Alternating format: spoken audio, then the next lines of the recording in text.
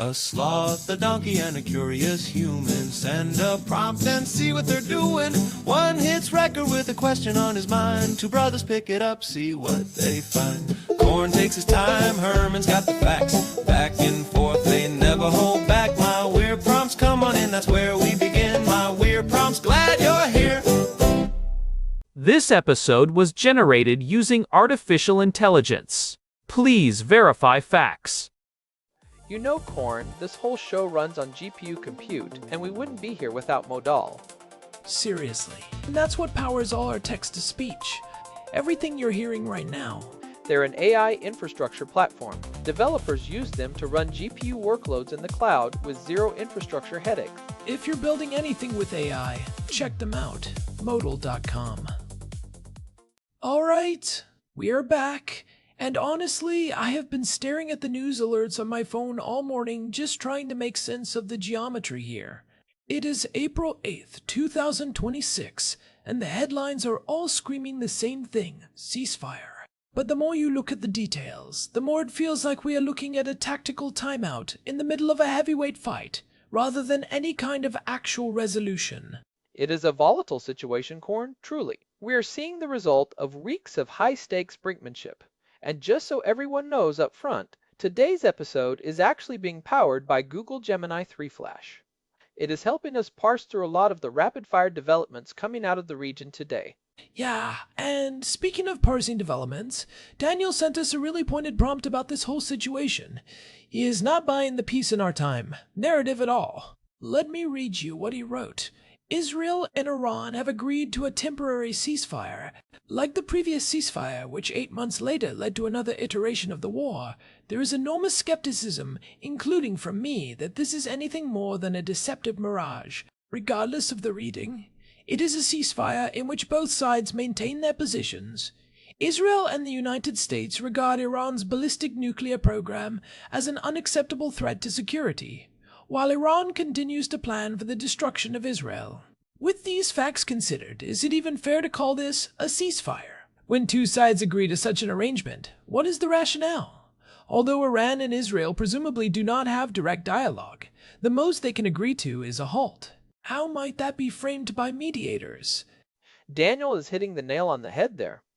The word ceasefire carries so much emotional and diplomatic weight, but when you strip it down to the actual mechanics of what happened today, April 8th, it is incredibly thin.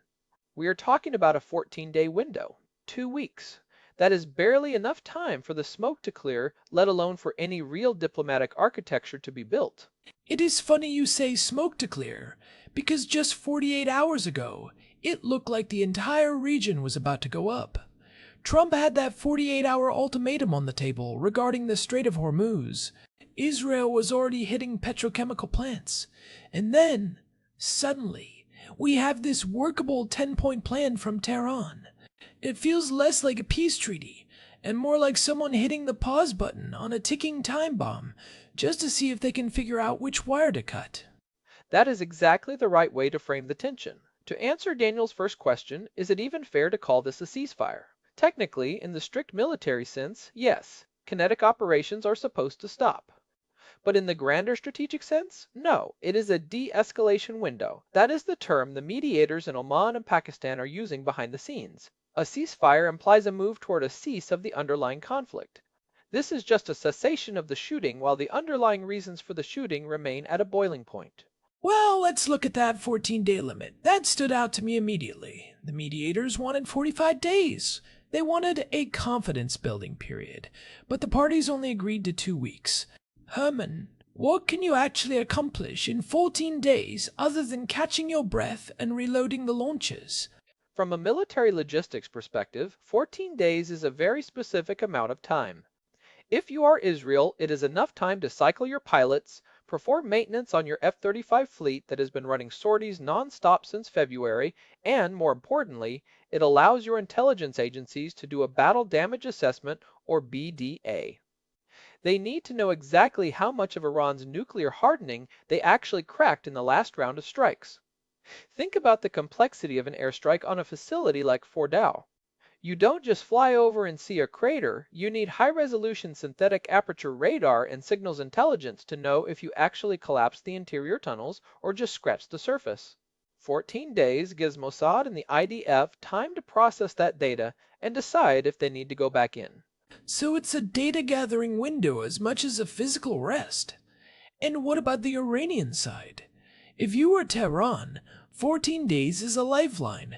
It stops the immediate bleeding of your energy infrastructure. Remember, Israel started targeting gas fields and refineries. Those are the crown jewels of the Iranian economy. If those go, the regime faces internal collapse. So, the rationale for Iran is pure survival. Imagine your entire power grid is flickering because a transformer station in Avaz was leveled. 14 days is just enough time to cannibalize parts from other regions, patch the grid, and move your remaining mobile surface-to-air missile batteries, the S-300s or S-400s, to new, unmapped locations. It is a frantic shell game played under the cover of a peace announcement. So it's a strategic timeout. But Daniel mentioned the deceptive mirage aspect. We saw this movie before in 2024 and 2025. There was a ceasefire then. It lasted 8 months. Everyone patted themselves on the back. And then we ended up right back here in February of 2026 with missiles flying again. Why does the international community, and specifically the mediators, keep framing these temporary halts as breakthroughs? Is it just for the optics? There is a lot of framing architecture involved here. Mediators like Pakistan or Qatar have a different set of incentives than the combatants. For them, any day without a global energy crisis caused by the closure of the Strait of Hormuz is a win. So they frame it as a humanitarian and economic necessity. By making it about global oil prices and civilian safety, they give both sides a face-saving exit.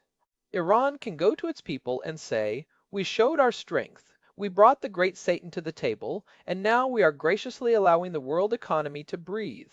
Meanwhile, the US and Israel can say, "Our maximum pressure worked." Trump's ultimatum forced them to capitulate to a 10-point plan. But how does that work in practice? If the mediators are framing it as a humanitarian win, does that mean they are ignoring the actual military violations that might be happening during the pause? Often, yes. The mediators will intentionally blur the reporting of minor skirmishes or localized rocket fire to keep the grand narrative of the ceasefire alive. If a proxy group fires a single mortar, the mediators might label it an uncoordinated anomaly rather than a breach, just to keep the 14-day clock from resetting. It's a very fragile house of cards. But that 10-point plan sounds like a black box. We know it exists, but the specifics are opaque, according to the reports. If the plan doesn't explicitly address the unacceptable threat of the nuclear program, which is the whole reason Israel started the kinetic phase in February, then aren't we just resetting the clock? Netanyahu even said he's not bound by this if nuclear progress continues. He literally kept a freedom of action clause in the agreement. That freedom of action clause is the poison pill in the whole arrangement. It basically means the ceasefire only exists as long as Israel's intelligence says it's okay for it to exist. If a Mossad satellite picks up a new centrifuge being spun up in a hardened facility, the 14-day window closes instantly. And on the flip side, Iran has been very clear that they view these temporary halts as a trap. Their foreign ministry spokesperson, Esmail Baghaei, was railing against temporary ceasefires just yesterday. The only reason they signed today is because the alternative was the devastating strikes Trump promised. It feels like a high-stakes game of chicken, where both drivers just agreed to stop the cars for 5 minutes to wipe the sweat off their foreheads, but both of them still have their feet hovering over the gas pedal. I want to dig into the rationale for the US here, specifically Trump's role.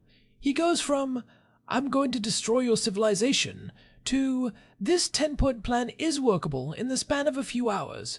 Is that just the art of the deal in a geopolitical context, or is there a deeper strategic shift happening? It is a classic maximum pressure tactic.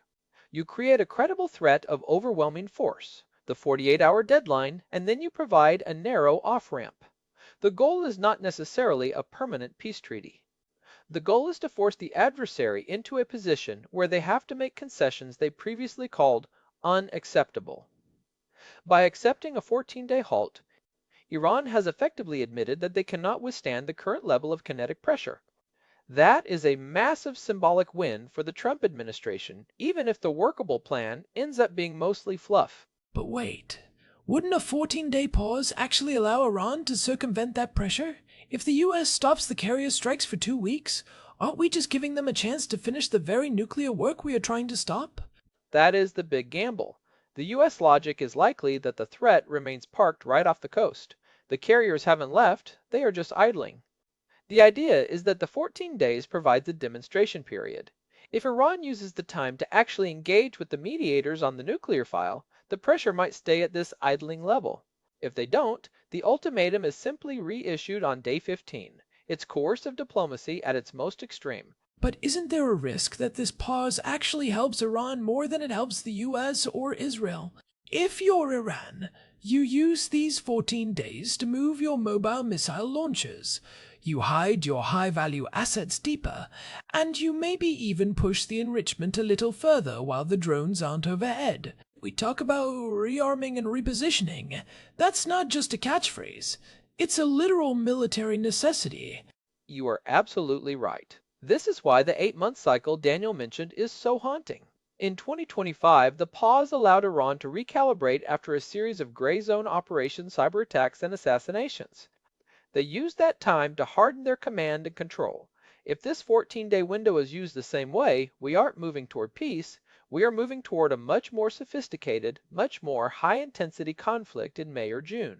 It's like the Halt is the product, not the piece. The mediators are selling the Halt because that's all they can manufacture. But let's talk about the logistics of a Halt, when there is no direct dialogue.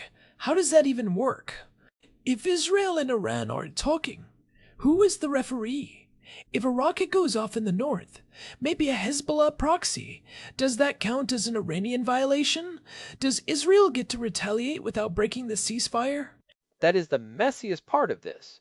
Since there is no direct signature on a piece of paper between Jerusalem and Tehran, the agreement is basically two separate sets of non-violation promises made to third parties. Israel promises the US they won't strike as long as X, Y, and Z happen.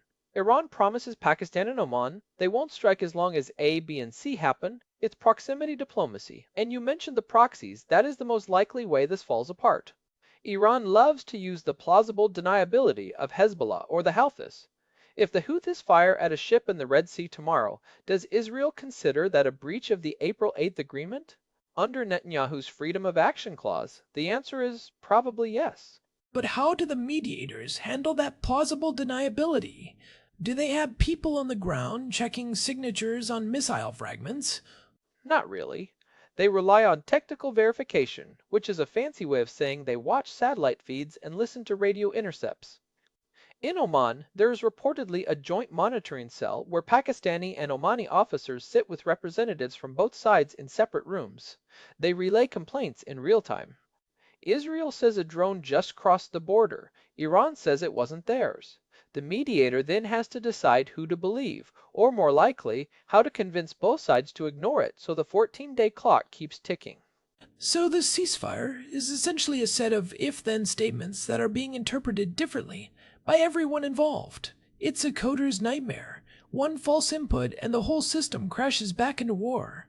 And the fact that we are only talking about a 14-day window suggests that neither side actually trusts the if-then logic to hold for very long. Precisely. And what I find fascinating is the timing. Why now? Why April 8th? Is it just the Trump deadline, or is there something else? From the research Daniel sent over, it looks like Israel had already begun the transition from military infrastructure to economic infrastructure targets. When you start hitting gas fields, you are telling the regime, we are done playing with your missiles, we are going for your wallet. That is a different kind of pain. Iran likely realized that 14 days of not being bankrupt was worth the indignity of a temporary halt. It's a survival move. But I keep going back to Daniel's point. Is it even fair to call this a ceasefire? I think the answer is that ceasefire has become a linguistic cloak. It's a word used to describe a temporary cessation of overt violence, so that the covert violence and the strategic preparation can continue unhindered. It's almost a peace smokescreen, to borrow a term from some of the analysis on Operation Epic Fury back in 2024. It really is. And the deceptive mirage Daniel mentions is exactly how the public should probably view this. If you are a civilian in northern Israel or a resident in Tehran, you might get 2 weeks of sleep without sirens, but the underlying threat hasn't moved an inch. The ballistic missiles are still in the silos. The centrifuges are still capable of spinning. The intent, the destruction of Israel on one side and the neutralization of the nuclear threat on the other, is ironclad. So, if we're looking at this as a strategic timeout, what are the second order effects? Does this pause actually make the eventual explosion worse? Because if both sides spend 14 days optimizing for the next round isn't going to look like the skirmishes we saw in March. It's going to be a full-scale regional conflagration. That is the nightmare scenario. A ceasefire that isn't a bridge to a settlement is just a pressure cooker with a temporary lid. You're building up more potential energy during the pause. If Israel spends these 2 weeks refining their target lists and Iran spends them perfecting their swarm, tactics for the Strait of Hormuz, the Day 15 operations will be far more lethal than anything we've seen so far in 2026. Think about it like a forest fire. If you stop the fire for a few days but don't clear the dry brush, the fire just burns hotter when it restarts because the heat has been soaking into the fuel the whole time. That dry brush analogy is terrifying because the fuel here is regional instability. What about the other players? Saudi Arabia, Jordan, Egypt? How do they play into this 14-day window? Are they just spectators? Far from it. They are the ones feeling the heat from the dry brush.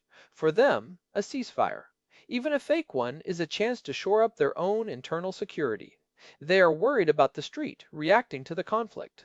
Every day the missiles aren't flying is a day they don't have to worry about a domestic uprising or a refugee crisis. So they are putting immense pressure on the U.S. to make it stick, even if they know it's a mirage. They'd rather live in a mirage than a war zone. It's a pivot back to the mediators.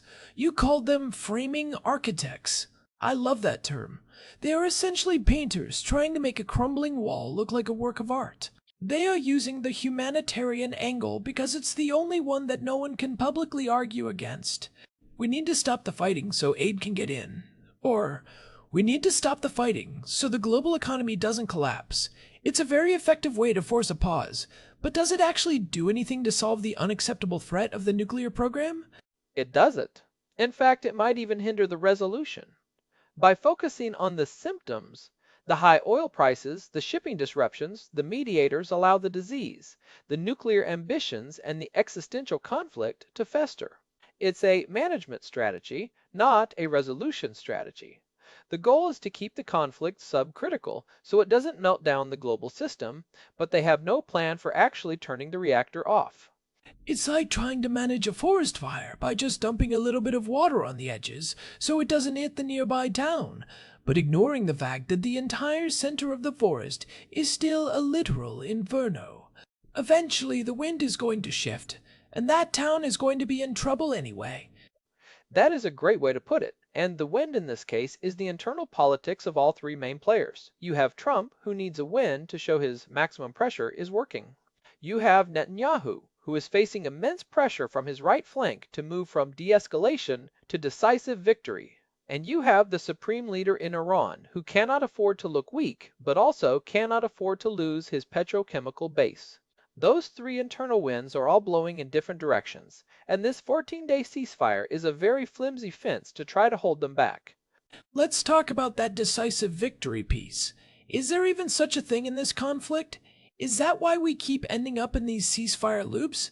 Because neither side can actually win in the traditional sense? Israel can't occupy Iran, and Iran can't destroy Israel without committing national suicide. So they settle for these halts because they don't know what else to do. That is the asymmetric trap. In a conventional war, one side eventually loses the capacity to fight.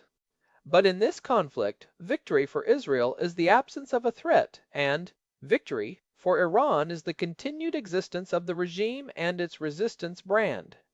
Those two definitions of victory can actually coexist for a while in a state of low-intensity war, but they are fundamentally incompatible with a stable peace. So, the halt becomes the only compromise available. It's the least worst option for everyone today, April 8th.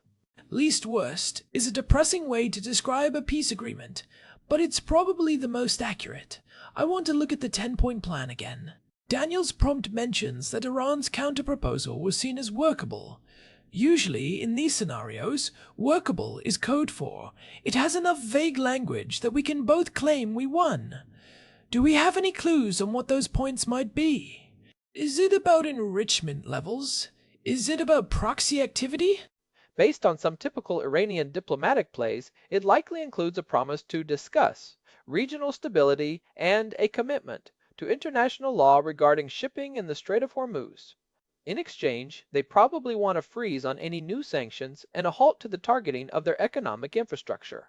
Notice what's missing there: any actual verification mechanism for their nuclear hardening or ballistic missile stockpiles. That is why Daniel is so skeptical. If the plan doesn't have teeth, meaning inspections and hard limits, it's just a strategic timeout for Iran to catch its breath. But how does a mediator even present a toothless plan as workable? What is the sales pitch to the White House? The pitch is time. They sell the White House on the idea that 14 days of silence is better than 14 days of escalating oil prices. They argue that once the shooting stops, the momentum of peace will make it harder for either side to start again. It's a psychological play. They are betting that the public's relief at the ceasefire will create a political barrier that prevents the leaders from returning to war. But as Daniel pointed out, that barrier has failed every single time in the last 2 years. And if it's just a timeout, then the deceptive mirage part is the most dangerous bit for the public. Because people see the headline, ceasefire agreed, and they think, oh good, the war is over. They start making plans, they stop worrying about the price of gas, they move back to their homes in the north. And then, 14 days later, the Freedom of Action Clause gets triggered, and they are caught completely off guard. That is the normalization trap. These temporary halts create a false sense of security that makes the eventual return to violence even more traumatic. And for the political leaders, it's a way to gaslight the population. They can say, we tried peace, we gave them a chance, but they violated the 14-day window, which then gives them the domestic political cover to escalate even further than they did before. It's a cycle of escalation, de-escalation, re-escalation. It's almost like the ceasefire is a necessary step in the ladder of escalation. You have to try the ceasefire so that when it fails, you can justify the next, more violent step. It's a cynical way to look at it, but given the history of the last 2 years, it's hard not to be cynical. It is, but we should also look at the practical takeaways for people watching this. If you are an analyst or just someone trying to stay informed, don't look at the word ceasefire. Look at the actionable indicators. Are the tankers moving through the Strait of Hormuz again? Is the International Atomic Energy Agency getting more access to Iranian sites during these 14 days? Is there a reduction in the gray zone cyber warfare? Those are the real metrics of whether this is a halt or a mirage. Right. If the tankers are moving but the centrifuges are still spinning behind closed doors, then the ceasefire is just a way to keep the global economy from screaming while the nuclear crisis continues to march forward. It's a bifurcated reality. One reality where things look normal on the surface, and another reality where the existential threat is actually accelerating. That bifurcated reality is exactly what I think Daniel is sensing. He sees the surface level calm of the ceasefire announcement, but he knows the underlying strategic movements are still in full gear. And he's right to be skeptical. The 8-month precedent is a powerful one. If a much longer ceasefire in 2025 couldn't prevent the explosion in February of 26, why would a 14-day window in April do anything different? It's the strategic timeout versus strategic resolution problem. A timeout is just a break in the action. A resolution is a change in the game. And nothing we've seen today suggests the game has changed. The goals remain the same. The hatred remains the same. The unacceptable threats remain the same. And that brings us back to the mediators as framing architects. Their job is to make the timeout look like a resolution so they can get a win on the board. They are essentially betting that if they can string enough timeouts together, maybe, just maybe, they can eventually stumble into a resolution. But that's a very dangerous bet when you're dealing with nuclear-capable missiles and existential threats. It's like trying to build a bridge by just throwing individual planks of wood into a canyon and hoping they somehow stack up high enough to let you walk across. Eventually, you're just going to run out of wood and fall in. That is a vivid image, Corn, and it's accurate. We are seeing the plank-throwing phase of diplomacy. The 14-day ceasefire is one plank, the 10-point plan is another, but there is no foundation. There is no peace architecture. It's just a series of temporary fixes to prevent an immediate catastrophe. So, how does this end? Does one side eventually just run out of planks? Or does the canyon get so deep that the planks don't even matter anymore? Usually it ends when one side decides that the pause is more dangerous than the war. That is the tipping point. If Israel decides that Iran is using the 14 days to achieve a nuclear fait accompli, meaning they reach a point of no return where a strike can no longer stop them, then Israel will break the ceasefire. They would rather have a regional war today than a nuclear-armed Iran tomorrow. That is the fundamental math that no mediator has been able to change. So, for the listeners, the takeaway is, watch the 14-day clock. Don't listen to the rhetoric from the mediators about breakthroughs. Watch what happens on day 15. Does the Freedom of Action Clause get invoked? Does Iran start making threats about the Strait of Hormuz again? And most importantly, does the U.S. maintain its maximum pressure, or does it start to ease off because it wants to protect the fragile ceasefire? That last part is key. If the U.S. eases the pressure to save the ceasefire, it might actually be giving Iran exactly what it wants, the rearming and repositioning window without the threat of a strike. That would make the mirage even more effective, and the eventual collapse even more dangerous. It's a classic sunk cost fallacy in diplomacy. You've invested so much in getting the ceasefire that you become afraid to hold the other side accountable for violating it, because you don't want to admit your achievement has failed. We've seen that play out in countless conflicts. We have. And in this specific context, Israel and Iran, the stakes are as high as they get. We are talking about a potential nuclear breakout and a regional war that could pull in every major power. This isn't just a weird prompt topic, it's the defining geopolitical crisis of 2026. It really is. And I think we've effectively dissected why Daniel and, honestly, anyone who's been paying attention is so skeptical. The math just doesn't add up to peace. It adds up to a halt, a pause, a timeout, whatever you want to call it, but it's not a resolution. It's a halt, being sold as a ceasefire by people who need a win. That's the reality of April 8th. Well, on that cheery note, I think we have put this one through the ringer. It's a fascinating, if terrifying, look at how the diplomatic sausage gets made. Or at least how they try to dress up the sausage to look like a steak. It's a mirage steak, Corn. Don't try to eat it. Noted. No mirage steaks for me. I'll stick to the actual data. Good call. Alright, I think that covers the mirage of the April 8th ceasefire. It's a 14-day window that feels more like a countdown than a cooldown. We'll be watching closely to see what happens when that clock hits 0. We definitely will. And thanks to Daniel for the prompt, it really forced us to look past the headlines and into the actual strategic calculus of this halt. And thanks to our producer, Hilbert Flumingtop, for keeping the gears turning behind the scenes. And a big thanks to Modal for providing the GPU credits that powered the generation of this show. We couldn't do these deep dives without that support. This has been My Weird Prompts. If you are finding these deep dives useful, or if you just like listening to two brothers try to make sense of a crazy world, please leave us a review on your favorite podcast app. It really does help other people find the show. You can also find our full archive and RSS feed at myweirdprompts.com. We'll be back soon with another prompt from Daniel. Until then, keep an eye on the news, but keep your skepticism healthy. Stay curious. See ya! This episode was produced using Google Gemini 3 Flash, text-to-speech by Chatterbox. Thanks for listening to our show, My Weird Prompts, where our thoughts go from slow takes to facts on cue. We change and follow through. My weird